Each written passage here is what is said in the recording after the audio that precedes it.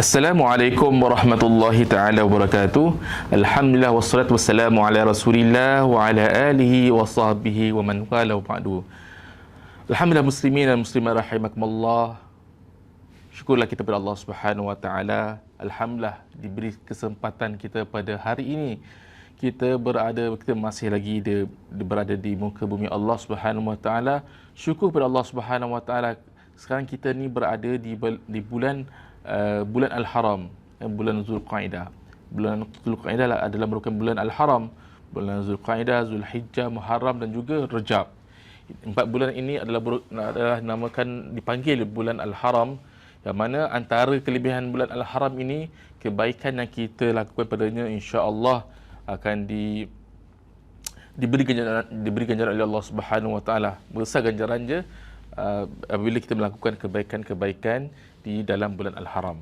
Jadi kita manfaatkanlah bulan-bulan yang apabila kita berada di muka bumi ini, bila-bila lagi pada hari-hari yang mulia ini, bulan-bulan yang mulia ini, semoga usaha kita ke arah tersebut, iaitu memperbaiki diri kita, memperbaiki amal kita, memperbaiki akhlak kita, diridai oleh Allah Subhanahu wa taala dan juga diberi keberkatan hidup kita dunia dan akhirat insya-Allah. Muslimin dan muslimat rahimakumullah. Alhamdulillah, bila sebut tadi pasal syukur, hari ini juga berkenaan tazkirah mari beringat berkenaan dengan syukur juga, iaitu kita nak mensyukuri Allah Subhanahu wa taala dan jangan kita mengkufuri atau mengingkari nikmat Allah Subhanahu wa taala. Hari ini mari beringat, saya nak seperti biasa saya menukilkan daripada kata-kata Syekh An-Nawawi Al-Bintani Al-Jawi bila menukilkan kata-kata kufranun ni'mah lu'mun wa suhbatul ahmaqi syu'mun. Maknanya apa? Mengkufuri nikmat Allah. Mengkufuri nikmat itu mengkufuri nikmat Allah atau mengingkari nikmat Allah adalah satu perkara yang tercela. Dan bersahabat dengan bertemankan dengan orang yang dungu adalah satu kehinaan. Ada 2 perkara di sini, iaitu mengkufur nikmat Allah, satu lagi bersahabat. Pertama sekali ialah mengkufur nikmat Allah adalah merupakan satu perkara yang sangat tercela. Seperti mana kita selalu sebut, saya pun selalu sebut tentang pentingnya kita syukur nikmat Allah Subhanahu wa taala. Ya, itulah sebenarnya sebagai seorang hamba, kita selalu kena beringatkan diri kita untuk kita mensyukuri nikmat Allah Subhanahu wa taala. Kita meyakini dalam diri kita atas apa yang kita dapat itu adalah daripada Allah Subhanahu wa taala. Syukur dengan hati, kemudian kita sebutkan dengan alhamdulillah. Kita selalulah ingat Allah Subhanahu wa taala dan juga usaha melakukan kebaikan perintah-perintahnya dalam kehidupan kita, iaitu dengan menggunakan anggota badan kita dengan melakukan ketaatan.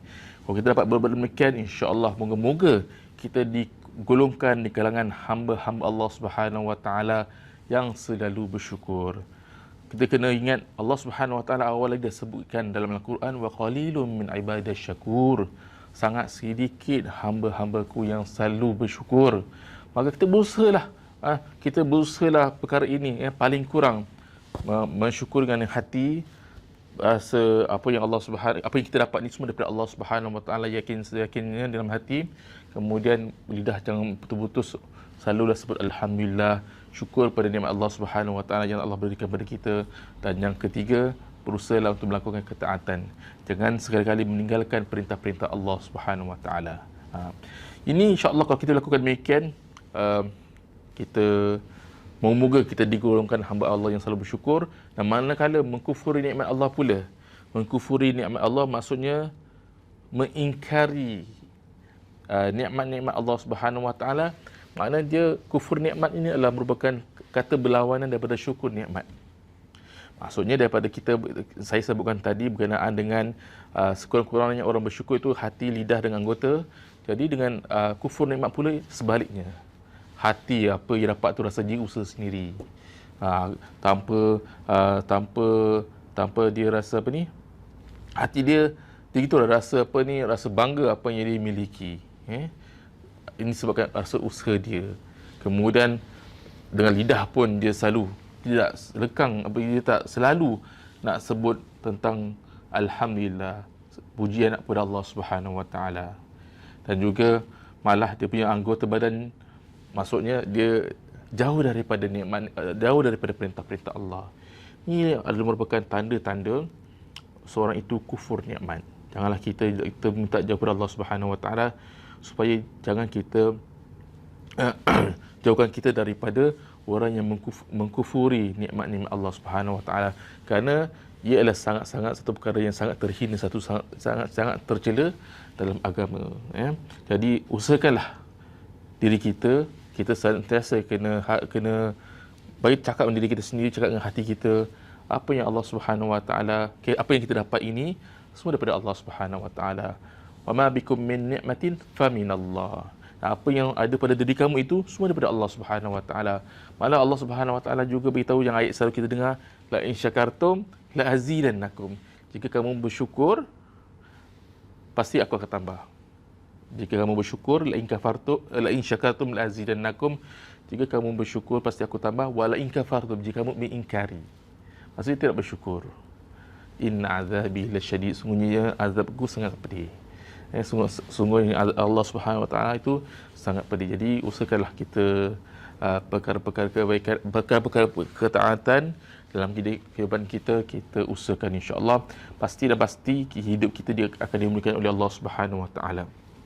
Kemudian satu lagi ialah berkenaan dengan wasahbatul ahmaqi lu'umun asyumun, ya. Dan bersahabat bertemankan dengan orang yang dungu ini, ahmaq, juga bodoh, bahkan lebih teruk lagi, adalah satu perkara yang, satu kehinaan jugalah, satu perkara yang terhina. Maksud di sini ialah bertemankan orang yang dia step untuk tidak maksudnya gitulah, step maksudnya dia ilmu tapi tak amalkan, dia macam sangat buruk kelakuan dia. Step untuk dia tahu tapi dia step macam jahili gitu kan. Sangat masalah, kesannya sangat ada. Kesan orang begini, dia ada ilmu tapi dia tak sangat bersahabat, dia hendaklah kita kena jauhkan. Jauhkan maknanya bukanlah terus putus sahabat, putus kawan, tak. Maksudnya jangan sangat berselalu. Sebab apa, dalam hadis Nabi SAW pun baginda ada beritahu perumpamaan yang mungkin kita biasa dengar. Orang yang duduk bersama dengan penjual minyak wangi, penjual minyak wangi, kalau kita tak dapat minyak wangi daripada dia, mungkin dia biasa toki-toki perfume kan, dia banyak-banyak ke mana-mana mesti bawa kan, kebiasaannya gitulah. Kita minta pun dia kadang calit dekat kita sikit ke minyak wangi yang wangi lah, ataupun mungkin yang sekarang canggih spray yang dia sikit. Kita dapat, maksudnya kita dapat kebaikan. Nabi kata kalau kita dapat gitu pun paling-paling kurang kita dapat bau wangi daripada saudagar minyak wangi. Adakah kita pernah jumpa dia perfume, dia penjual minyak wangi, perfume, tapi dia takkan minyak wangi. Biasa jarang sangat lah kot.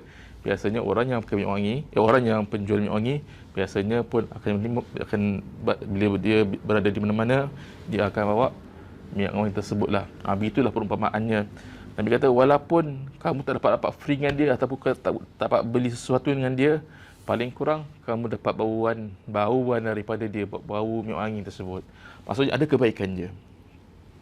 Begitu jugalah orang yang orang yang nak beritahu bahawasanya kepada siapa saja kita bergaul, pasti ada kesan-kesan itu pada diri kita kan.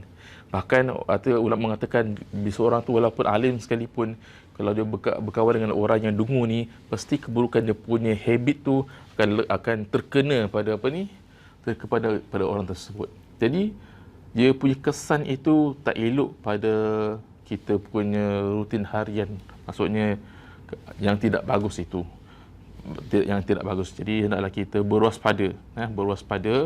Bukan kita tak boleh terus tidak boleh bersahabat, boleh berkawan, tapi harus berhati-hati. Tapi khawatir dia punya kesan yang tak elok tu pada diri seorang itu. Kalau kita lihat pasti ada. Seorang itu tanpa sedar dia tertiru kelakuan apa yang biasa dilakukan oleh kawan dia. Kalau kelakuan habit yang bagus, okey.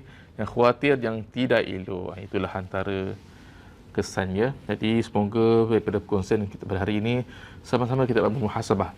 Sama-sama dapat bermuhasabah untuk kita memperbaiki diri kita, menjadikan diri kita sebagai hamba Allah Subhanahu Wa Taala yang memahami erti diri sebagai seorang hamba, yang menjalani kehidupan kita pun sebagai seorang hamba Allah Subhanahu Wa Taala, yang mengharapkan keridaan Allah Subhanahu Wa Taala, keridhaannya, dan semoga kita bertemu dengan Allah Subhanahu Wa Taala dengan Allah Subhanahu Wa Taala redha pada kita.